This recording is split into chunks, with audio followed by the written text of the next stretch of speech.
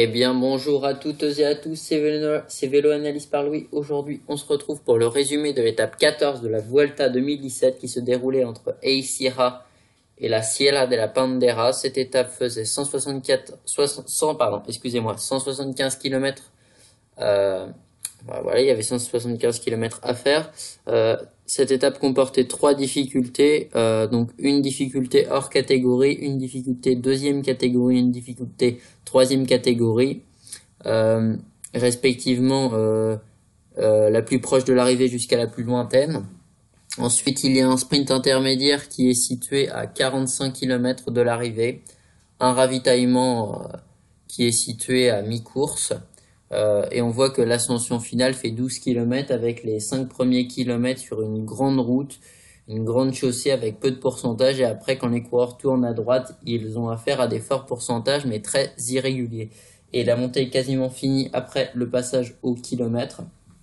Et après le passage de la flamme rouge, il y a une petite redescente pour une petite remontée à environ 8% après. Mais comme dit Jackie Durand, ça se passe sur la plaque donc le grand plateau. Donc vous voyez que c'est une étape qui est vraiment ancrée dans les terres.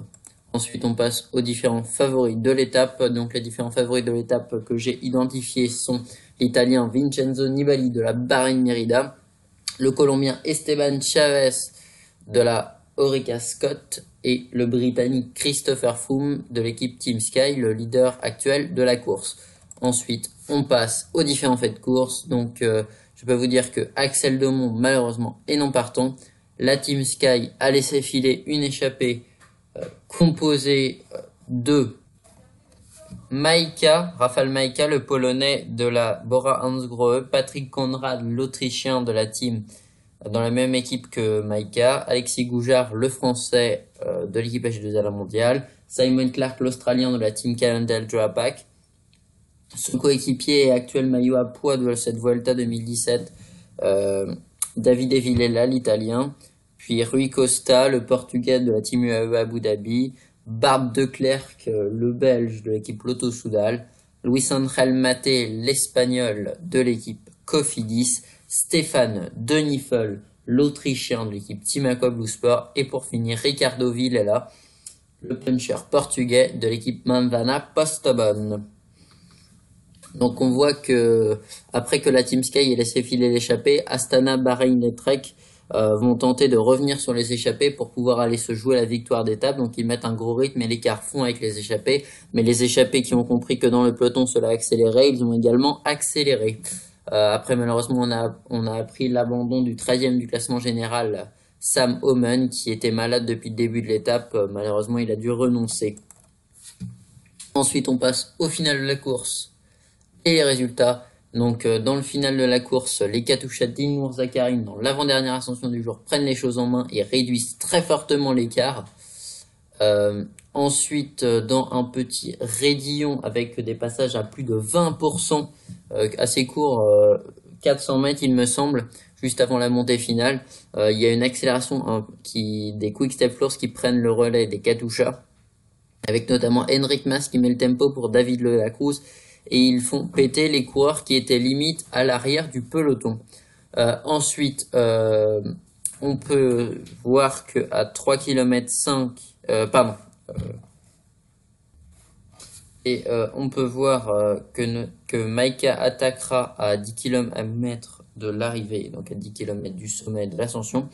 Et il ne restait plus dans sa roue que Bart de Klerk et Rui Costa, qui vont respectivement se faire attraper dans l'ordre que je viens de vous donner. Et à noter également que le maillot à poids David Villela, qui avait pris tous les points pour l'instant jusqu'à présent, les points du premier, du troisième catégorie et les points du premier, du deuxième catégorie, s'est fait lâcher dans le raidillon avec les gros pourcentages. Ensuite, on va voir que Bardet placera une attaque suivie par Richard Carapaz, l'équatorien de l'équipe Movistar. Malheureusement, le Français se fera rattraper quelques instants plus tard par une attaque d'Esteban Chavez qui le lâchera, et également en compagnie de Richard Carapaz qui sera également lâché par le leader colombien de la Orica Scott. Puis justement, le Colombien se fera reprendre par Vincenzo Nibali et Alberto Contador, respectivement l'Espagnol puis l'Italien qui reviendront. Puis Nibali va placer un contre à 3,8 km du sommet où il sera suivi par Contador. Puis Carapaz et Chavez reviennent avec de la difficulté. Puis une nouvelle attaque de Nibali suivie à nouveau par Contador, mais là Carapaz et Chavez vont craquer. Puis derrière, comme d'habitude, Froome à son train va revenir sur les autres. Puis il est suivi par Miguel André Lopez qui a décidé d'être sage et rester dans la route du Britannique. Puis Lopez va placer un contre, va être rattrapé par Froome. Froome va également placer un contre où il va tout faire péter.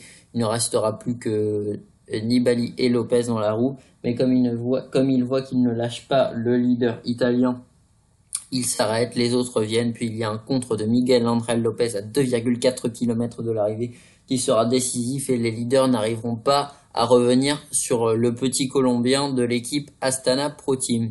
Et donc à l'avant, on va assister à la victoire de Rafael Malka qui gagne justement devant Miguel André Lopez pour 27 secondes et Vincenzo Nibali, Christopher Froome, Ilnur Zakarin, Wilco Kelderman, Wilco Kelderman qui finissent à 31 secondes, puis Contador perd 6 secondes sur les autres favoris, sans compter Miguel André Lopez. Et Wouter Poels, Esteban Chavez et Fabio Aru complètent le top 10, mais on voit quand même que les deux plus forts pour le classement général sont Nibali et Froome, et Lopez qui revient très fort, mais je ne pense pas qu'il puisse se batailler pour la victoire finale car il n'a pas beaucoup d'expérience sur les grands tours, le Colombien. Ensuite, vous voyez le classement général qui est actuellement dominé par le Britannique Christopher Froome comme depuis la 3e journée. Il domine ce classement pour 55 secondes devant l'Italien de la Bahreïn Merida Vincenzo Nibali, pour 2 minutes 17 devant le leader néerlandais de la team Sunweb Wilco Kelderman.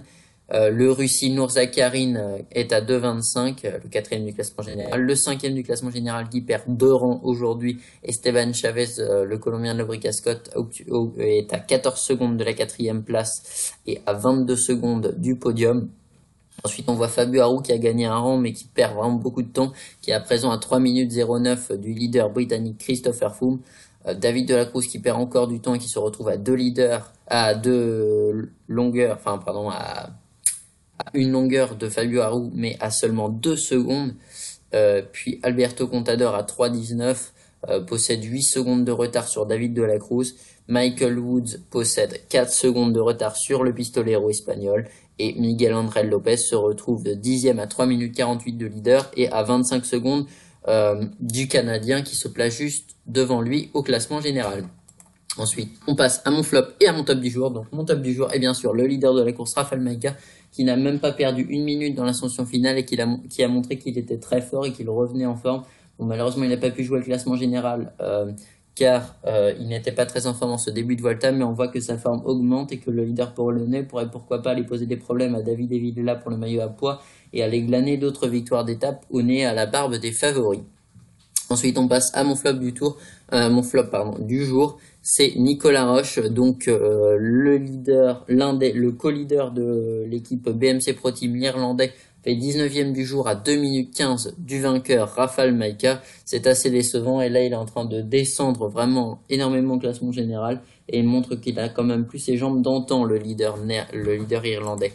Ensuite on passe aux interviews d'après-course, donc d'abord l'interview du vainqueur du jour, Rafael Malka, le polonais de la team Bora-Hansgrohe, qui a dit, je cite, « Je me sens bien vraiment. Je n'ai pas de problème comme sur le tour où j'ai chuté. Je suis venu ici pour le général et je suis tombé malade. J'ai failli rentrer à la maison. Je suis tellement heureux. Pas parce que j'ai gagné, mais pour mes équipiers. Ils ont fait un très bon boulot. L'équipe a cru en moi et je suis heureux d'aller chercher la victoire aujourd'hui. J'ai de très bonnes jambes et Patrick Conrad a accompli un travail fantastique pour moi. Quand j'ai vu Rui Costa en difficulté, j'ai pris la tête du groupe et il fallait que je fasse 10 km à fond, comme un contre-la-montre. Maintenant, je suis content, mais la course est encore longue. Tout le monde sait à quel point la dernière semaine de la Vuelta est dure. Maintenant, j'ai les jambes et la motivation. Je vais essayer d'en décrocher une autre. Donc voilà pour l'interview du leader polonais après l'étape. Donc le polonais justement qui avait déjà réalisé une belle 3e place à la 8e étape de cette même Vuelta derrière Julian Alaphilippe et Jan Polanc. Malheureusement, il s'était fait battre au sprint, mais c'était sûrement le plus fort dans l'ascension finale. Mais bon, c'est comme ça. Il s'est bien rattrapé et arrive à glaner une petite victoire sur cette Vuelta. Il peut peut-être encore aller en chercher une, voire pourquoi pas un maillot à pois. C'est tout ce qu'on peut espérer pour le leader de la Brandsgreux. Ensuite, on passe à l'autre interview du jour que j'ai décidé de vous montrer. Donc, c'est l'interview aujourd'hui de Michael Woods, le leader canadien de la team Cannondale-Drapac, qui essaye de faire tout son possible pour que la Cannondale réussisse à retrouver un sponsor et pour que cette équipe puisse continuer à rester dans la meilleure division, enfin la première division mondiale, donc le World Tour. Il va tout donner pour réussir cet objectif et tenter de convaincre des sponsors potentiels qui pourraient venir dans son équipe. Donc le leader, le 9e du classement général de cette Vuelta et le leader de la Cannondale Drapac, le Canadien Michael Woods, a dit, je cite, « Je suis très heureux, très fier. L'équipe court bien, ils me placent bien, ils me font confiance. C'est très agréable.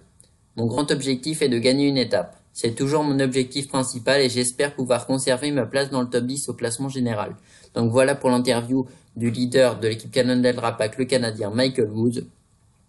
Je vous présentais l'étape 14 de la Vuelta 2017. On se retrouve demain pour le résumé de l'étape 15 de la Vuelta 2017, qui sera l'une des étapes reines de cette 71e édition de la Vuelta. C'était Vélo Analyse par Louis. On se retrouve demain. À la prochaine. Ciao, ciao.